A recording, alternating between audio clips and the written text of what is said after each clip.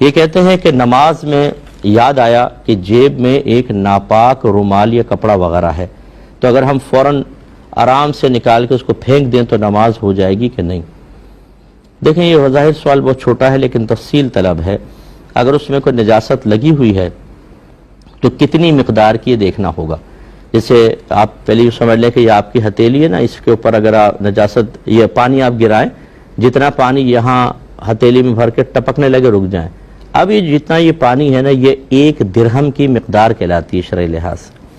اب آپ نے دیکھنا ہوگا اگر کپڑے پر 1 درہم سے کم نجاست لگی ہے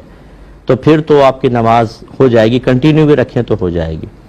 اور اگر 1 درہم کے برابر ہے تب بھی نماز ہو جائے گی، لیکن بہتر ہے اس کو نکال دیں، لیکن آپ کو دوبارہ پڑھنی ہوگی نماز۔ اور اگر 1 درہم سے زائد تھی تو پھر یاد رکھیں، چاہے آپ نے تکبیر لگا لی ہو، یہ نماز شروع ہی نہیں ہوئی، کیونکہ اس ناپاک کپڑے کے ساتھ آپ نماز پڑھ رہے ہیں، اس کو نکالیں اور نئے سرے سے آپ کو نماز پڑھنی ہوگی۔ اور یہ اسی وقت ہوتا ہے کہ جب یہ پتلی نجاست ہو، اور یہ جو آپ نے کہا ہے مجھے غالب گمانے کو پیشاب وشاب لگا ہوگا یا کوئی اور